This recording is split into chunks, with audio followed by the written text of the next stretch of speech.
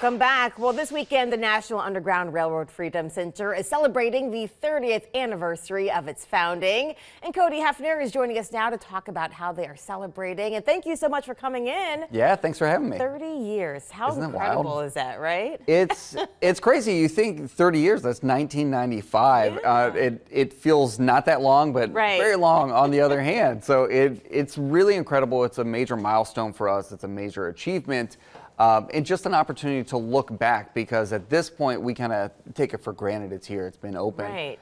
Looking back to 1995, realizing everything it took to get us to that point. It was 9 years from the minute a group of individuals sat down and said, let's build this Freedom Center, until the doors finally opened. So all the work that went on before we could even open our doors is really incredible to look back on. Right, But quite a now, journey. yeah, but now we're focused on getting people into the building and sharing that experience with And them. so to celebrate 30 years, you are having a big event happening this weekend. So Yep. tell us about how you guys are celebrating. So Sunday we have our Community Unity Day. It is completely free. There will be live music performances. We are opening 2 brand new exhibits. And there's going to be story times for kids. Love that. Our docents are going to be floating around. We'll have curators and galleries, things like that. So it's going to be a really rich experience for people. And what's fantastic, what better way to celebrate 30 years than by opening something new? So we have our first new permanent exhibit in 15 years. It's called In This Place, and it is rooted in the power of place. So why is the Freedom Center where it is? Right. What's the history of this region?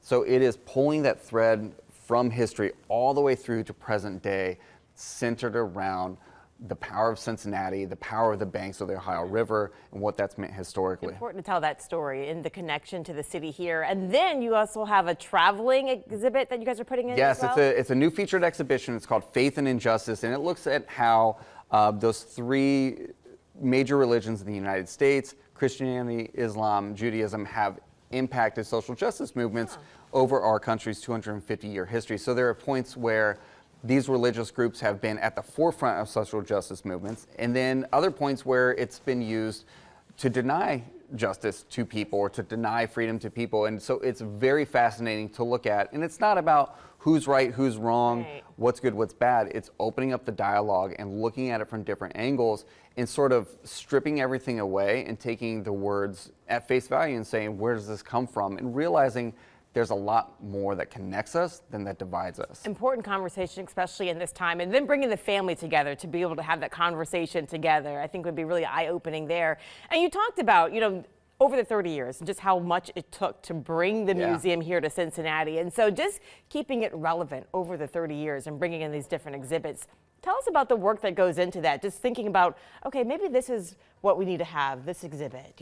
Freedom is not it's not one thing to all people. It's different things to different people, and that evolves over time. And you kind of have ebbs and flows. You make great gains, and then you see some of that slip away. So for us, we're constantly redefining in our content and our role to make sure that we are still serving the community in that way and being at the forefront of it. And sometimes that's stepping back and listening and understanding where are we at right now, what needs to happen, and how can we play a role, and how can we jump into that. So as we look into the next 30 years, it's how can we increase the advocacy, how can we continue to dial up the education, but now get people out of the museum and out into the world and take what they've learned and do something with it in small ways. And that's what's really wonderful about the Freedom Center is it's all these small stories that have major impact. It's going to be a great event, especially as you celebrate Memorial Day holiday. Maybe throw that in there to add that nice educational piece. And Cody, thank you so much for joining us. Yeah, it's going to be a good Amber. weekend. We're looking forward to it. Yeah, Alexis, we'll send it back over to you.